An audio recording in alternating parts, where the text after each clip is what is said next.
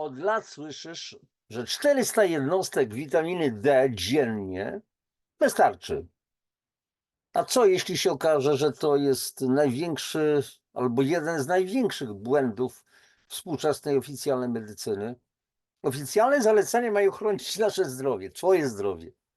Tymczasem okazuje się, że te zalecenia mogły się przyczynić do globalnej pandemii niedoboru witaminy D. No jasne, odezwał się niejaki Dąbrowski, foliarz, czapeczkę mu taką foliową trzeba albo z aluminium po prostu zrobić, no bo widocznie to jest teoria spiskowa. A to nie jest żadna teoria spiskowa, to są dane naukowe i pokazują te dane naukowe bardzo wyraźnie, kochani, że zalecane dawki witaminy D są dramatycznie zaniżone. Przypadkiem? Słuchajcie, przeżyłem sporo już latek i nie wierzę w żadne przypadki.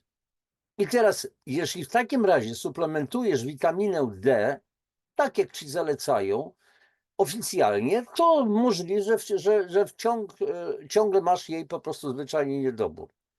I aby osiągnąć bezpieczny poziom witaminy D we krwi, po prostu badania wykazują, że nie są ci potrzebne setki jednostek, tylko wręcz tysiące jednostek dziennie.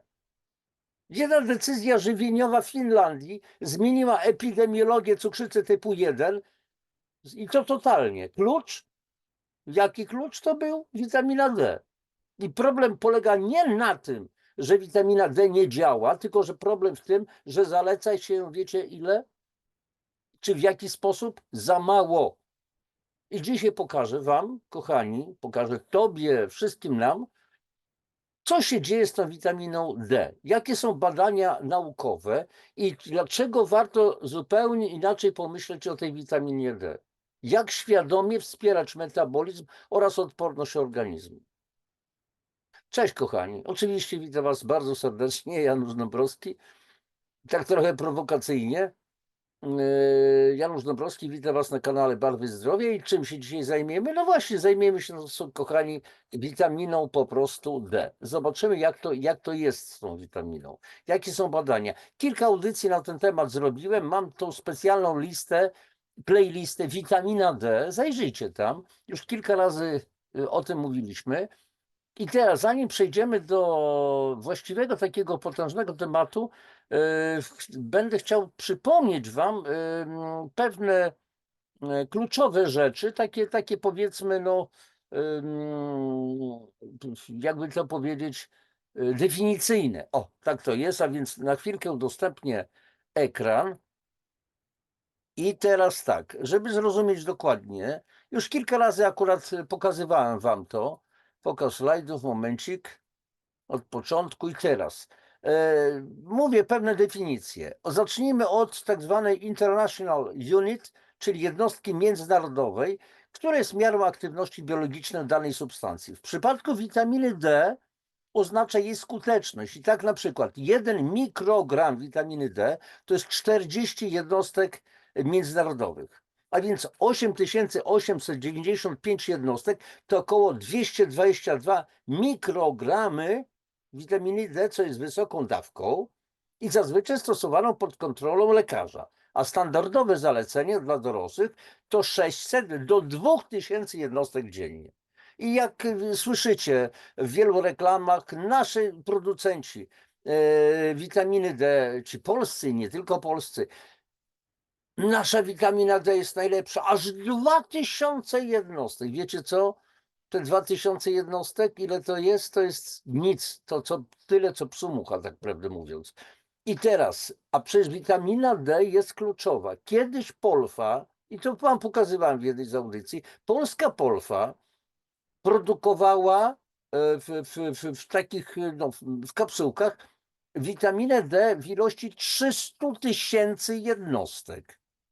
Dzisiaj się mówi, że tyle to jest trucizna, to będzie zatrucie organizmu.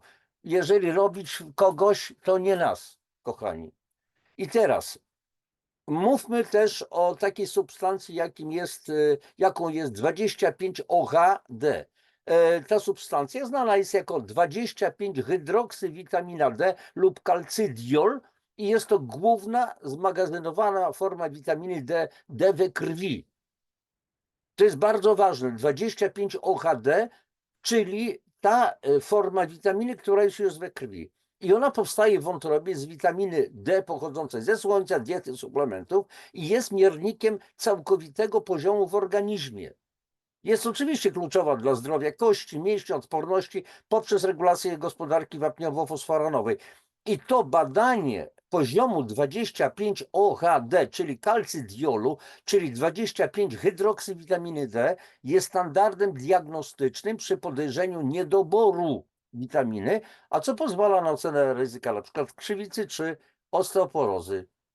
I te najnowsze badania z 2024 roku, przepraszam, nie badania, ale wytyczne Endocrine Society odradzają, uwaga, odradzają rutynowe badania poziomu witaminy D u większości zdrowych dorosłych i zalecają trzymanie się norm spożycia określonych przez Narodową Akademię Medycyny w Stanach Zjednoczonych, czyli 600 jednostek międzynarodowych dla osób w wieku 17-70 lat, 800 jednostek dla osób powyżej 70 roku życia, ale sugerują wyższe dawki dla grup ryzyka, tak jak dzieci, osoby starsze, czyli 75 plus i kobiety w ciąży, w celu osiągnięcia odpowiedniego zdrowia kości i mięśni, często dążąc do, uwaga, to jest bardzo ważne, do poziomów powyżej lekko 30 nanogramów na mililitr. To są wytyczne z 2011 roku. Dla potencjalnych korzyści pozaszkieletowych. I zalecają również suplementację w celu zapobiegania upadkom, znaczy śmierci u osób starszych, kładąc nacisk na codzienne zaopatrywanie się małymi dawkami i rzadkimi dawkami itd., itd. I to jest, kochani, ogromny, po prostu wielki skandal wokół tej witaminy D. Dlaczego oficjalne dawki nie chronią kompletnie zdrowia? To było takie po prostu przypomnienie jeszcze raz, czyli mamy jednostkę międzynarodową, zalecenia 600, 2000 maksymalnie, zatrzymuje udostępnienie. I to było coś ważnego, że przed tym, zanim przejdziemy do naszego głównego tematu, a więc mam tutaj wielki błąd z witaminą D. To jest akurat, słuchajcie, artykuł jak zwykle bardzo często posługuje się z National Library of Medicine, no PubMed, czyli biblioteka wszystkich lekarzy, ale od razu powiem, że tam jest około może 25% wszystkich badań publikowanych na świecie, więc to też nie jest akurat wierocznia. My tu nie będziemy się bawić w angielszczyznę, bo to nie o to chodzi, natomiast posłuchajcie, mam tutaj od razu już tłumaczenie po polsku, translację. Wielki błąd z witaminą D. Teraz popatrzcie, którego to zostało opublikowane. W maju 2017 roku. To już jest dawno. Nie tak dawno, pod jedną z audycji, chyba pani Iwonka pisała mi, że rozmawiała z lekarzem, która z dziewczyn, która z pań, przepraszam, nie chciałbym urazić nikogo, mówiła, że była u lekarza i mówiła o czymś takim, że o witaminie D, że są to zbyt niskie dawki, to lekarz wyśmiał i coś tam, jakieś tam były historie. Posłuchajcie. Najpierw takie krótkie streszczenie. Od 2006 roku zachorowalność na cukrzycę typu 1 to jest gorsza cukrzyca niż typu 2. Od razu wyjaśnimy. Cukrzyca typu 2 to jest cukrzyca metaboliczna. Po prostu jemy nie to, co potrzeba, mamy później insulinooporność, ale z drugiej strony, jak jemy nie to, co potrzeba, czyli te fast foody, te pończusie, czyli mamy dietę high carb, wysokowęglowodanową, to dochodzi do zakwaszenia organizmu, czyli kwasicy metabolicznej, latentnej, czyli utajonej, bezobjawowej dla medycyny. Zaczyna się insulinooporność, zaczynają się stany zapalne itd., i zaczyna się cukrzyca typu 1. Cukrzyca typu 2. Natomiast cukrzyca typu 1 występuje, znaczy polega na tym, że wysepki beta-trzustkowe, czyli wysepki Langerhansa, nie wytwarzają insuliny. I to jest dopiero problem. I do końca życia trzeba się po prostu szprycować insuliną, czyli przyjmować insulinę z zewnątrz, egzogenną tak zwaną, a nie endogenną, czyli którą mamy w organizmie, gdzie organizm to produkuje. A więc od 2006 roku zachorowalność na cukrzycę typu 1 w Finlandii utrzymywała się na stałym poziomie, a następnie spadła po decyzji władz o wzbogacaniu dietetycznych produktów mlecznych cholekalcyferolem, czyli witaminą D. Rola witaminy D w odporności wrodzonej i nabytej jest kluczowa. Niedawno odkryto błąd statystyczny w oszacowaniu zalecanego dziennego spożycia, czyli RDA, to jest taka tak zwana dawka dzienna rekomendowana, witaminy D. W poprawnej analizie danych wykorzystywanych przez Instytut Medycyny stwierdzono, amerykański Instytut Medycyny stwierdzono, że 8895 jednostek międzynarodowych było potrzebne, aby 97,5% osób osiągnęło wartości powyżej 50 nanomoli na litr. A pamiętacie, ile Endocrine Society zaleca? Niewiele, żeby tylko lekko 30 przekroczyć, 30 nanomoli na litr. Inne badanie potwierdziło, że 6201 jednostek na dzień było potrzebne do osiągnięcia 75 nanomoli na litr. Nieważne są te jednostki, zostawmy to. A 9122 jednostki dziennie do osiągnięcia 100 nanomoli na litr. Największa metaanaliza badań opublikowanych w latach 1966-2013 to jest potężna metaanaliza, jakąkolwiek przeprowadzono, wykazała, że poziomy 25 hydroksywitaminy D mniejsze niż 75 nanomoli na litr mogą być zbyt niskie. Uwaga, przypominam, co zaleca Endocrine Society? Maksymalnie 30 nanomoli na litr i nie ma potrzeby badania po prostu poziomu we krwi, bo chodzi o poziom tej 25 hydroksywitaminy, czyli tej obecnej już we krwi. I teraz co się okazuje? Że wszystkie, jeszcze raz powtórzmy, stężenia czy zawartość poniżej 75 nanomoli na litr mogą być zbyt niskie, aby zapewnić bezpieczeństwo i wiąże się to z wyższą śmiertelnością z wszystkich przyczyn, co podważa wcześniej zakładaną krzywą śmiertelności w kształcie litery U związaną z poziomami witaminy D. Ponieważ śmiertelność wszystkich chorób spada do 1 przy poziomach witaminy D w surowicy większej niż 100 nanomoli na litr, wzywamy organy zdrowia publicznego do rozważania wyznaczenia jako RDA rekomendowanej dawki dziennej co najmniej 3/4 poziomów proponowanych przez Komitet Ekspertów Towarzystwa Endokrynologicznego jako bezpiecznych, górnych, tolerowanych dawek dziennego spożycia. Mogłoby to prowadzić do zalecenia 1000 jednostek dla dzieci poniżej 1 roku życia, karmionych mlekiem modyfikowanym, 1500 jednostek dla dzieci karmionych piersią powyżej 6 miesiąca życia, 3000 jednostek dla dzieci powyżej 1 roku życia i około 8000 jednostek dla młodych dorosłych i starszych. Pilnie potrzebne są działania mające na celu ochronę populacji globalnej przed niedoborem witaminy D. Kochani, dla takiego faceta jak ja i dla znacznie młodszych, ale już dorosłych, 8000 jednostek. A co nam się proponuje? 600, maksymalnie 2000. Kilka miesięcy temu zrobiłem sobie taki strzał w pupcie, czyli zastrzyk z witaminy D, 200 000 jednostek. Żyję, nie umarłem. No i będę oczywiście to powtarzał. I teraz, kochani, no przejdźmy, nie będę oczywiście tego wszystkiego czytywał, bo to nie ma sensu.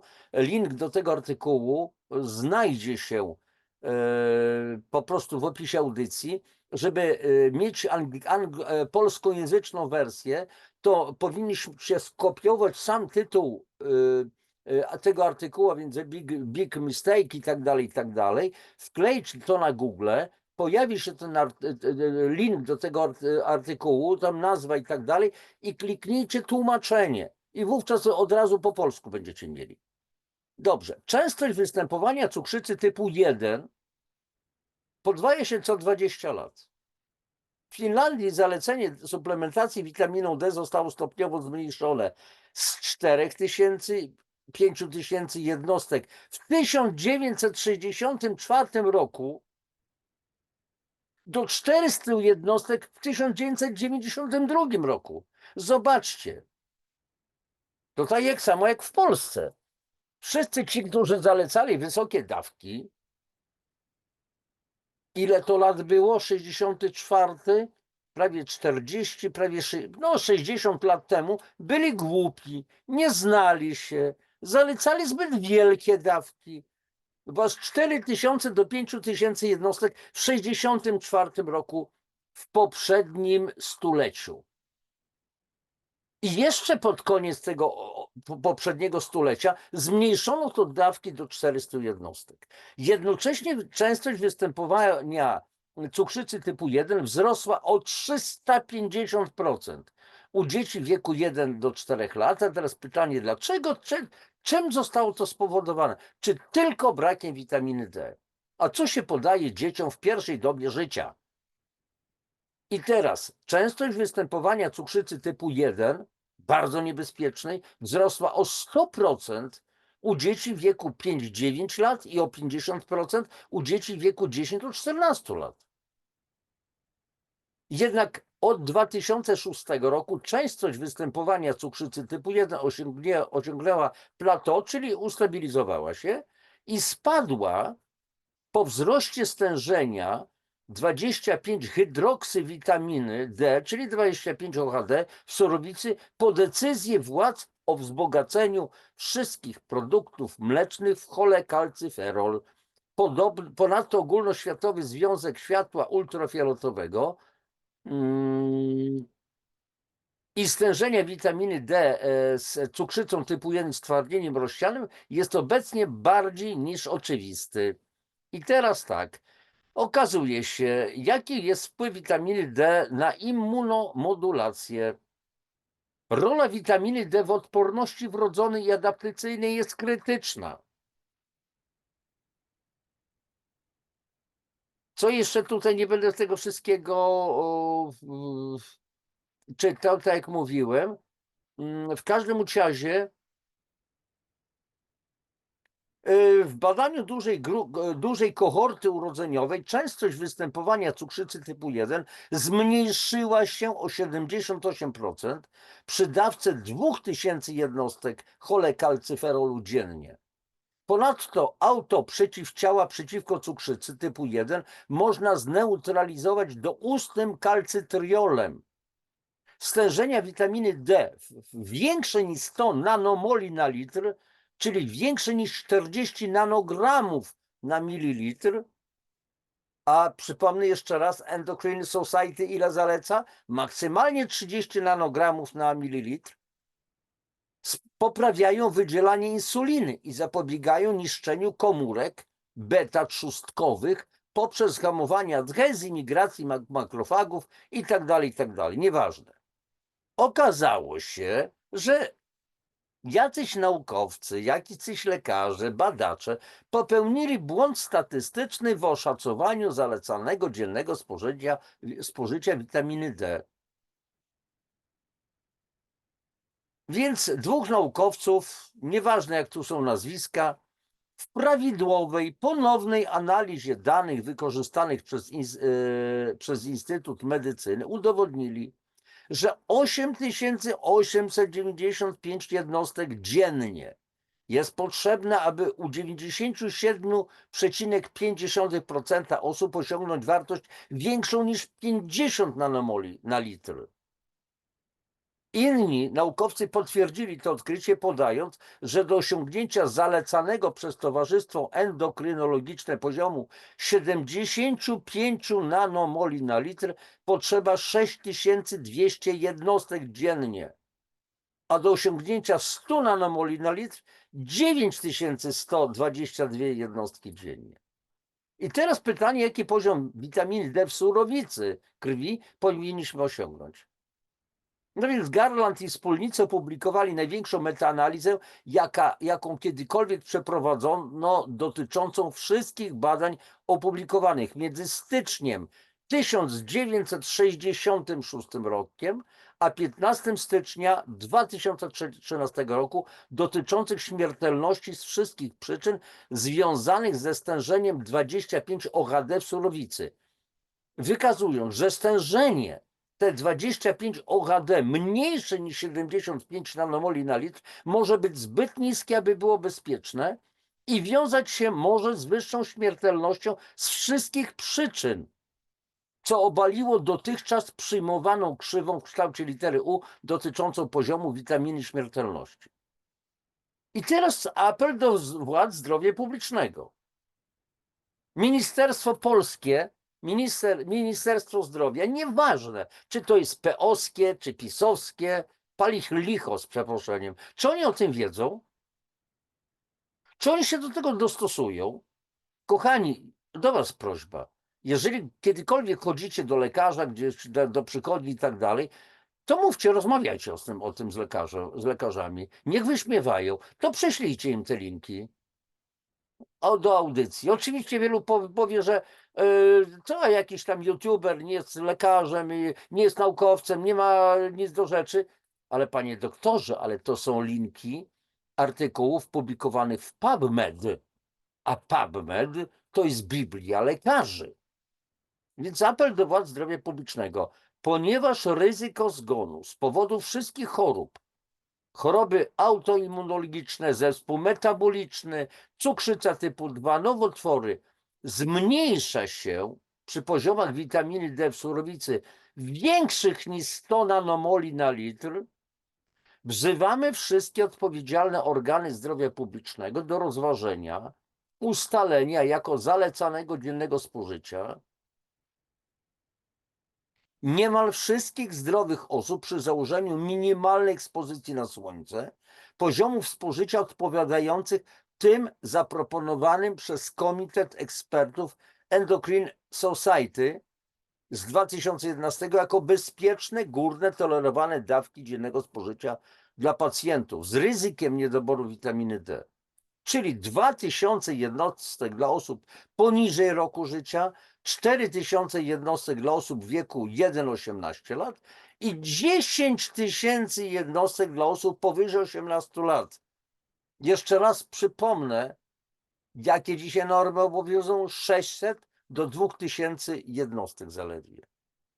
Ponieważ do osiągnięcia 100 nanomoli na litr potrzeba 10 000 jednostek niestandardowych, z wyjątkiem osób z nadwrażliwością na witaminę D, a ponieważ nie ma dowodów, uwaga, nie ma dowodów na działania niepożądane związane ze stężeniem 25 OHD, czyli tej postaci witaminy D, która jest w surowicy, nie ma działania niepożądanego w surowicy lekko poniżej 140 nanomoli na litr, pozostawiając znaczny margines bezpieczeństwa dla wysiłków zmierzających do podniesienia stężenia w całej populacji do około 100 nanomoli na litr.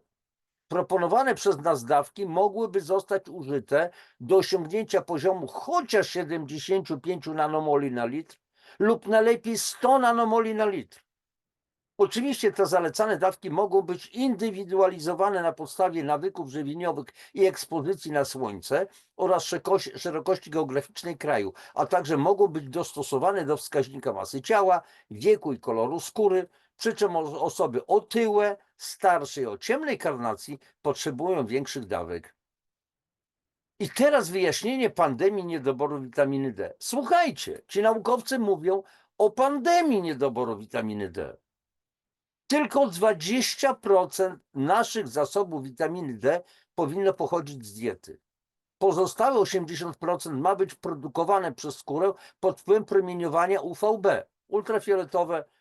W przeciwieństwie do zaleceń z lat 60. XX wieku, zalecających spożycie 4000 do 5000 jednostek dziennie w celu uniknięcia krzywicy, nasza dzisiejsza dieta jest uboga w dzikie ryby. 10 razy bogatsze witaminy D. Dzikie jaja i świeże mleko. A my dzisiaj mamy mleko, kochani? Mamy wyroby mlekopodobne. Mleko UHT, nie kupujcie tego mleka UHT, to jest dziadostwo. To jest dziadostwo po prostu. Jak się pasą krowy? Gdzie one są wypuszczane? Ile tych krów w stadach żywi się na łąkach? Czym są zasilane łąki? NPK, azot, fosfor, potas i tak dalej? Dzieci bawią się, a ludzie pracują w pomieszczeniach przez cały dzień, a silne kosmetyki z filtrem przeciwsłonecznym są stosowane w celu zapobiegania czerniakowi. Nawet w słonecznych krajach, takich jak Grecja, często występuje niedobór witaminy D, ponieważ kąt padania promieni słonecznych od jesieni do wiosny nie zapewnia wystarczającej produkcji witaminy D przy normalnej ekspozycji na słońce. A więc co pozostaje? Kochani, nie mamy żywności, nie mamy posiłków, nie mamy pokarmów, tylko mamy w sklepach produkty do jedzenia. A co one zawierają? Ja wielokrotnie powtarzam, żyjemy w wieku dwóch syndromów. Syndrom niedoborów i syndrom nadmiarów. Niedobory, brakuje wszelkich witamin, wszelkich minerałów, brakuje składników, na których będą odżywiały się, którymi się będą odżywiały nasze bakterie prebiotyczne, czyli tak zwane dobre bakterie. Brakuje w naszych produktach do jedzenia polifenoli, brakuje błonnika, brakuje wszystkiego, co nas odżywia. Komórka, żeby funkcjonowała, powinna otrzymywać dziennie 70 do 90 składników po prostu odżywczych, pokarmowych, prawdziwie pokarmowych. Nie oznacza to, że na talerzu ma być 75 składników. To nie o to chodzi zupełnie. I na drugim biegunie syndrom nadmiarów. Czego? Mamy nadmiary pestycydów, osłabionego glifosatu, mamy nadmiary konserwantów, barwników, polepszaczy, spulchniaczy, wszelkiej dziadowskiej chemii. Dlatego należy oczyszczać organizm, dlatego te nadmiary powodują zakwaszenie organizmu, czyli powodują powstanie kwasicy metabolicznej niskiego stopnia, latentnej, czyli bezobjawowej dla medycyny. Ale jeżeli lekarze mówią, pani na przykład doktor nauk medycznych Danuta Myłek wymienia kilkadziesiąt objawów tej jej kwasicy metabolicznej, kilkadziesiąt. To są słabe włosy, rozdwajające się końcówki, wypadające włosy, pękające paznokcie, rozdrażnienie, ospałość, handry, arytmie, złe samopoczucie itd., itd. I doktor Myłek mówi, że no i co? Badamy takiego pacjenta, robimy mu różnego rodzaju właśnie te badania i tak dalej. Wszystko jest w normie. I co robimy z tym pacjentem? Kierujemy go do psychiatry. Cytaty mam w moich książkach. Gdzieś tutaj, o, chociażby. Czego mogło się jeszcze nie wiedzieć o zakwaszeniu organizmu i skutecznym odchudzaniu? I tu mam akurat cytat właśnie z dr Myłek, która właśnie dokładnie o tym mówi. Zaraz chwileczkę, może akurat szybko znajdę. Nie będę oczywiście odczytywał, bo to nie ma sensu, tylko po prostu wspomnienie. O właśnie, jest właśnie doktor Myłek tutaj i to jest cytat. Ona tutaj dokładnie o tym mówi. W książce swojej Od lekarza do kucharza. Optymalna suplementacja witaminą D. Więc co my mamy robić? Oczywiście, że się suplementować. Przy docelowym stężeniu witaminy D ustalonym na 100 nanomoli na litr, dawka, częstotliwość i czas trwania suplementacji będą istotnymi czynnikami dla zdrowych osób dążących do optymalizacji swojego stanu odżywienia. Ponieważ w przypadku witaminy D jej poziom w surowicy zależy od spożycia pokarmu, to jest tylko 20% pokarmu, czyli produktów do jedzenia, i ekspozycji na słońce 80%, Praktycznym podejściem byłoby zalecenie suplementacji co najmniej 3/4 górnej tolerowanej dawki proponowanej przez Towarzystwo Endokrynologiczne przez cały rok, z wyjątkiem takich okoliczności jak wakacje, podczas których korzysta się, przepraszam bardzo, o tutaj, podczas których korzysta się z kąpieli słonecznych.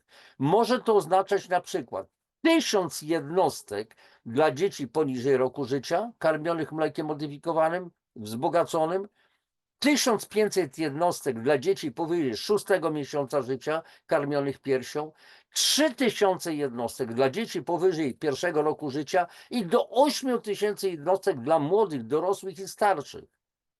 Przy czym dawki niepedagogiczne, nie wiem co to znaczy niepedagogiczne, powinny być dostosowane do wskaźnika masy ciała, którego celem jest 100 nanomoli na litr, zamiast 50 nanomoli na litr. Co ważniejsze, zgodnie z wytycznymi praktyki klinicznej Endocrine Society, dawki do 1000 jednostek dla niemowląt do 6 roku życia, 1500 jednostek dla niemowląt od 6 miesiąca do 1 roku życia, 2500 jednostek dziennie dla dzieci w wieku 1 do 3 lat, 3000 jednostek dla dzieci w wieku 4-8 lat oraz 4000 jednostek dla wszystkich powyżej 8 roku życia można podawać bezpiecznie, bez nadzoru lekarza, aby zapobiec niedoborowi witaminy D, podczas gdy w celu skorygowania niedoboru witaminy D mogą być konieczne wyższe dawki jeszcze. Więc znaczenie suplementacji witaminą D. Taka strategia opiera się na odpowiedniej suplementacji kobiet w ciąży karmiących piersią, czyli zobaczcie, jeżeli dla kobiet w ciąży karmiących piersią podaje się takie duże dawki, czyli to jest bezpieczne. Więc dlaczego nam się mówi bzdury, że 50-100 tysięcy jednostek witaminy D to już jest śmierć. To śmiertelne dawki, jakieś można zatrucia dostać. A więc taka strategia opiera się, jeszcze raz powtórzę, na odpowiedniej suplementacji kobiet w ciąży karmiących piersią oraz na terminowej suplementacji każdego noworodka, zanim nastąpi tak zwana serokonwersja w kierunku celów autoimmunologicznych. Korzyści dla ogólnego stanu zdrowia, poza oczywistymi korzyściami w zakresie zdrowia układu kostnego, nie można w pełni przewidzieć, ale mogą być one zaskakująco większe niż oczekiwano.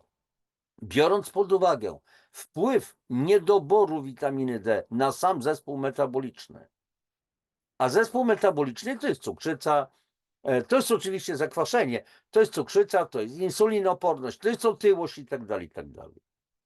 Poprawa poziomu witaminy D może pomóc zmniejszyć obciążenie zdrowia publicznego związane z zespołem metabolicznym i potencjalnymi późniejszymi schorzeniami, w tym cukrzycą typu 2 i chorobami układu krążenia. Wniosek. Niestety, medycyna bardzo długo zdawała sobie sprawę, że witamina D to nie tylko witamina zapobiegająca krzywicy. W tym celu wystarczająca może być dawka 400-600 jednostek. Tak uważała medycyna. Jednak dziś wiemy, że witamina D jest silnym hormonem aktywującym receptory jądrowe, mającym kluczowe receptory jąder komórek naszych, mającym kluczowe znaczenie, zwłaszcza dla układu odpornościowego. Biorąc pod uwagę dostępne dane, proponowane dawki prawdopodobnie wystarczyłyby do utrzymania poziomu witaminy D na poziomie około 75 do 100 nanomoli na litr lub powyżej, przy praktycznie zerowym ryzyku toksyczności. Niewątpliwie potrzebne są dalsze badania w celu ustalenia optymalnej suplementacji witaminy D, chociaż nie ma pewności, czy możliwe jest ustalenie uniwersalnego, zalecanego dziennego spożycia. Tymczasem pilnie potrzebne są działania mające na celu ochronę populacji globalnej przed zagrożeniami wynikającymi z niedoboru witaminy D. Zatrzymuję udostępnienie, kochani. I to byłoby na tyle. Wnioski sami też wysnujecie. Ja, jak wiecie, doskonale się suplementuję. Bardzo regularnie od wielu, wielu lat. Używam suplementów bardzo wysokiej marki, czyli bardzo dobrych jakościowo. I teraz wyobraźcie sobie pewną ciekawą rzecz, że te wszystkie firmy suplementacyjne podlegają oczywiście przepisom i nie mogą po prostu podawać, znaczy inaczej, zalecają dawkę dzienną, RDA, rekomendowana dawka dzienna, na przykład w ilości, akurat tutaj mam pewien produkt, chodzi o odkwaszanie, wiele minerałów. No i kilka dni temu rozmawiam z kobietą, która akurat bierze ten sam suplement, no i mówi, że jakoś nie widzi żadnego polepszenia i tak dalej, ciągle. I ktoś, kto jej to polecił, mówił po prostu, proszę być cierpliwą, bądź cierpliwa, to trzeba czasu i tak dalej. Ja mam 13 lat doświadczenia w stosowaniu akurat tej metody, tych suplementów, tej całej kuracji metabolicznej. Więc mówię, dobrze, ile pani bierze dziennie? No 9 drażetek, słuchajcie, o tu na typie będzie może widziane, 9 takich drażetek dziennie. Kobieta w granicach około 65 kg masy ciała.